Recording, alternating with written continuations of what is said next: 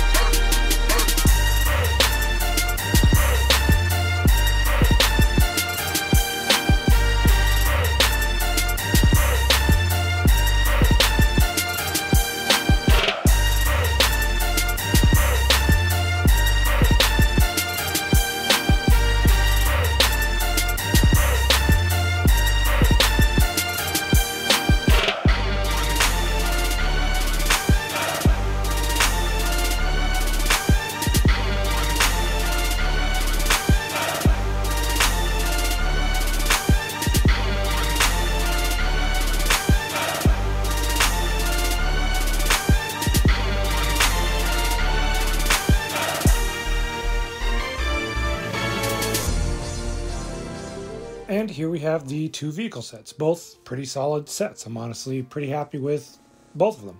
Let's start with the cheaper of the two sets, the one that comes with Dennis and the Jeep.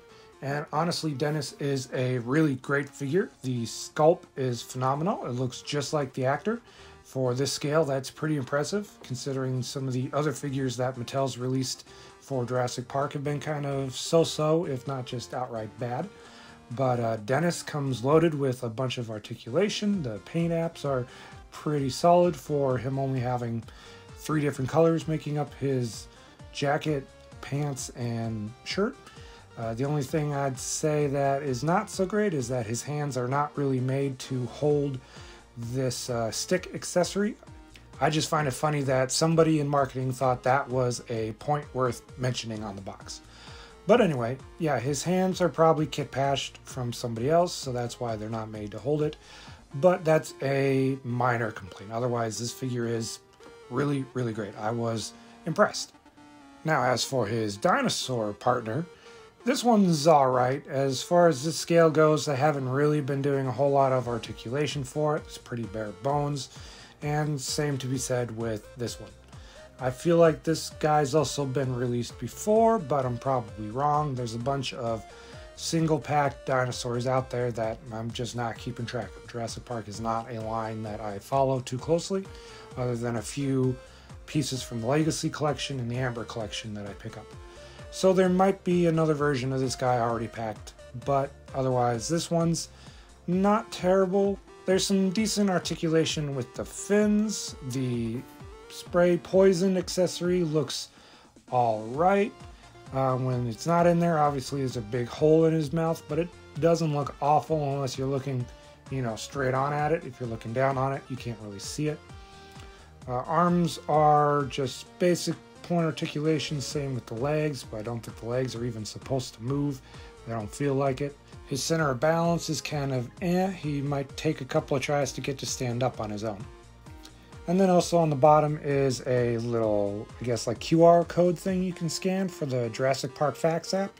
It's not a app that I've downloaded to try it out, so I can't really speak about how interesting it is, but him and the T-Rex both have them, and I think all the dinosaurs in Mattel's Jurassic Park line do. Now, something that was a nice surprise was that this Jeep was not just a straight repack of the originally single-packed Jeep. It is still the same basic vehicle. There's just some minor retooling and otherwise some new paint. That one is Jeep number 18, and this one, as you can see, is Jeep number 12. The other difference is the winch is no longer a playable feature, which I find kind of funny because it plays a big part in the scene that feature Dennis and the Dilophosaurus. So to exclude it to, I guess, cut down costs is understandable, but also kind of silly that now you can't use that. The other difference is this back that also pops off pretty easily, so you can have it with or without. There aren't any bars on this back part like the original. And then there's also a wheel on the back as well that's not featured on the other Jeep. So all in all, I'm glad it wasn't just a straight repack of a vehicle I already had, and there was enough differences that make it more or less worthwhile to get again. Is the set worth getting as a whole? Yeah, it's not bad. Dennis is honestly the high point of the set, and the Jeep isn't bad either. So if it's something that you're wanting to complete your scale collection of these figures and you want another Jeep, then it's not terrible for the price.